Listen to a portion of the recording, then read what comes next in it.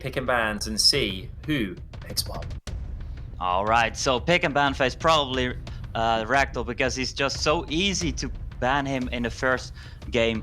You know not what the opponent is gonna bring, and you can just take it away. But he goes for the Daphne, so he definitely has a game plan. And Hathor being pre-banned on the side of Sapyn, having first turn, not being able to bring Hathor. I'm very curious what it's gonna be. Yeah, I hope that Sapyn has a game plan against the Ragdoll, otherwise I do not like that Daphne's pre-ban, but he's going straight for the Sierra, locking in that speed lead, and Rosie answers. This is a tale that we've been seeing throughout the whole SWC. It's when you see Sierra, you just answer with a Vanessa, and most likely a friend. Yeah, and this Vanessa friend sets up so much for Rosie. He still has the Ragdoll, which is very well in this draft. He still has the Viva Shell, that's very good in this draft. And Eleanoa was something that he picked very often with his Daphnis. Probably not going to be seeing that one this time around, but still having the Ragdoll and the Viva Shell on being able to be picked, that's going to be huge. Oberon and Ganymede, that is the two brothers. And they go in big. Yeah, the double ventilate, double Fairy King action coming in from Sapyn. It is looking very scary. And Rosith, that's a Dark Monkey, the first one we see. And I did not even know this man had that. And as Savannah, very, very strong pick. And Sapyn is looking to counter that with a Leo and the Vertihill. Great counter picks to that Savannah. Yeah, those are very, very strong, and not only against the Savannah, but also against the Sonzon Lao, if I recall correctly is his name, because the AoE skills, they just go very well with the triple revenge bird, as we've seen in the previous fight. But it is also able to set up with his steel in the skill 2 for a nuke on a monster like Masha, which is a very, very solid pick right here. And I think the Leo is a must ban. Yeah, at this point, you're signaling that you're going to be banning the Leo, but we've seen these players are not afraid of disrespecting their opponents and showing their plan ahead of time. And yeah, we see a Leo ban and a friend, because you don't want to see two Beast Riders paired up with a friend.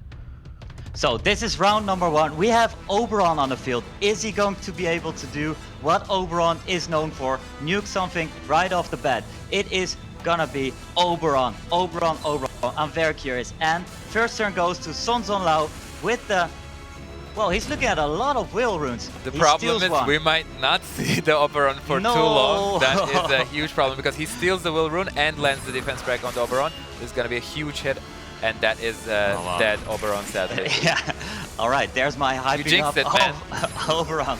Thanks a lot, Rosie. I thought we were gonna have a lot of fun here with this monster, but he takes it right off the bat, and that is very, very strong power play from this Sonzon Lao, setting it up with a big speed lead. It was almost impossible to move in between for Sapyn.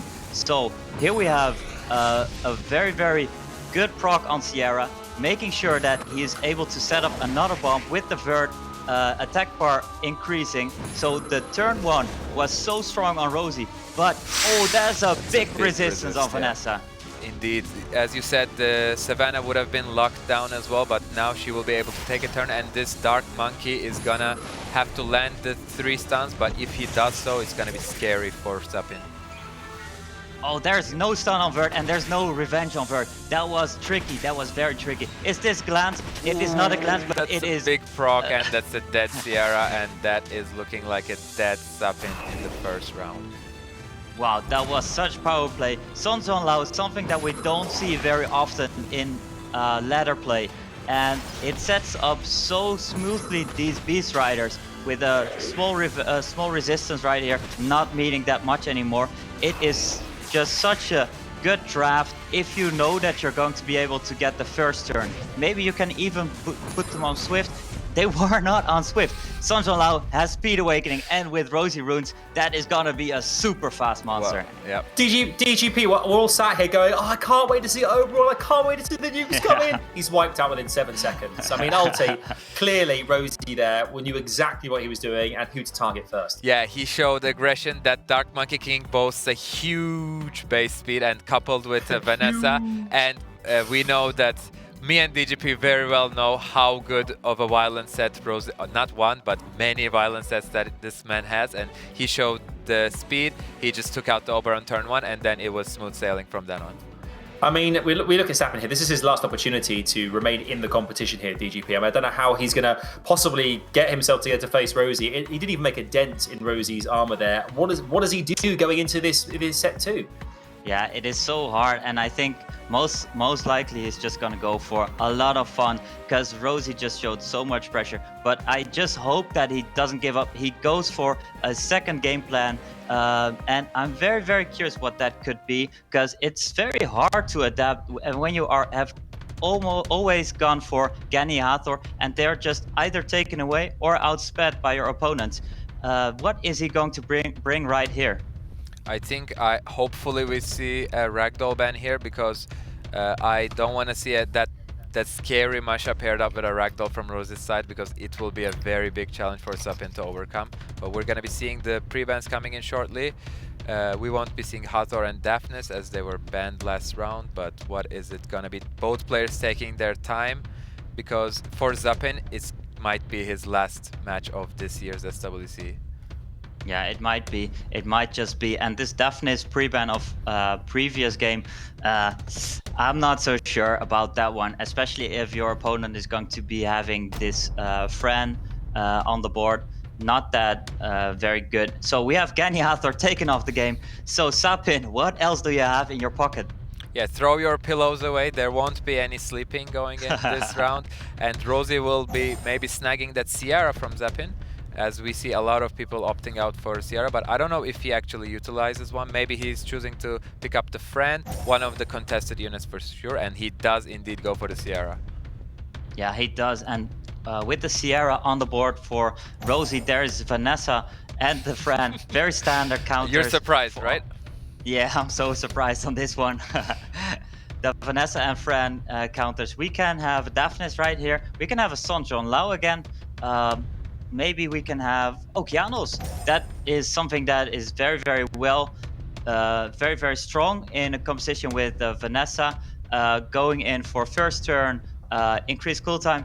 Vanessa has a very long cooldown, so you basically almost oblivion this Vanessa for the rest of the game. And the Vigor for a lot of cycling, a lot of speed. He knows he has a very strong Vigor, and Vigor goes very well with good runes. Yeah, Sapyn has to make these picks count. He's going for the trusted Oberon. Hopefully DGP will be able to see some Oberon action, but don't hype it up so much, otherwise we might jinx him once again. And we see an Ethna, a rare sight in SWC, but looking pretty strong so far to counter Rosie's draft. It's going to be pretty nice against the Vigor. No immunity shown so far. I think Rosith is going to be... I think he has to pick an immunity unit and a way to counter that Ethna. Yeah, Velatile would be very strong in this situation, but Chiwu and Savannah show a very different playstyle. He's going for this first turn and he goes in big. So this Oberon, there's so much pressure on this Oberon right here. And Rika, wow, I love Rika. And Rika being picked here is a ban on the side of Rosie. And there's Chiwu taken away. It's speed lead against speed lead. It is first turn, probably going to Okeanos. And is this Oberon going to do some Oberon magic? Hopefully he will. And even if the Okeanos chooses to reset the Oberon, we're going to be seeing his Ventilate not on cooldown. Let's see. Yeah, Okeanos does indeed take the first turn, and what does he choose to go for? But maybe look at these attack bars. There is so many monsters on the side of Rosie that have them almost filled up. And this Oberon and Fran and Vanessa just have a lot less speed. This is a very fast, violent Ethna. Yeah, and she already has her skills back up. That reset did nothing to her, but she has a defense break on top of her, and she's in a world of trouble. She's in a world of trouble, and do you buff up anti-crit right here for this Oberon? This Oberon is gonna do some work. Is this Oberon gonna crit? Is this Oberon going to show the Sierra or something else off the board right off the bat? Wow. Yeah, and those units on Rose's side are not known to be very tanky, but with Rosie's rune quality, you can't be certain of it. Oh my god, that's a huge proc!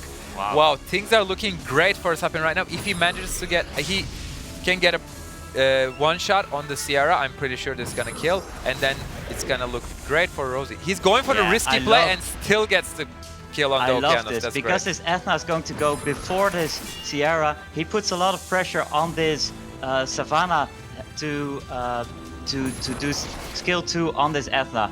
And this Ethna still has third skill up, stunning the Sierra for wow. And there's a proc, and this Ethna procs the Vanessa passive right here. But there is still the ventilate up from the light Ganymede right here from Oberon in 2 turns. Yeah, nice save there in the end. But yeah, things are looking very, very grim for Rosie right now. He has to find a way to deal with that Ethna, but the Sierra is all but useless at this point with the friend immunity going up. She has to get some proc. She does get a proc, and she does get the kill on the Ethna. That can be quite big, but once the Oberon cycles back into his ventilate and back into his third skill, it's going to be very, very scary. Yeah, it is going to be very scary. He does the bomb just for a little bit of cycling, and this Vanessa has enough, so it is looking very scary for this Oberon when he gets his turns back up. No glancing on the side of Savannah. Is this Savannah being able to nuke down this Oberon? This is going to be big. Yeah, any proc here from Rosie's side is going to be huge.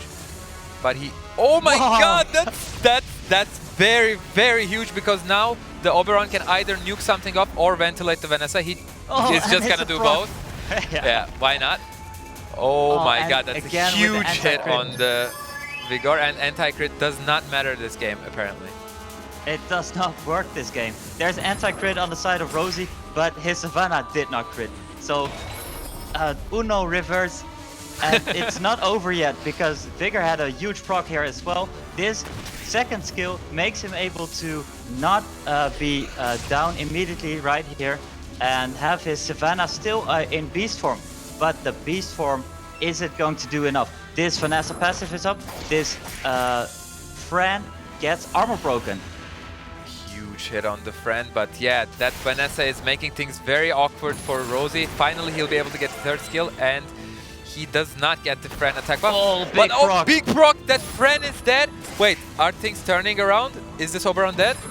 He is indeed dead, and that is gonna be Vanessa against Vigor, and Vigor will be able to take out that Vanessa easily, and he even has the help of Savannah.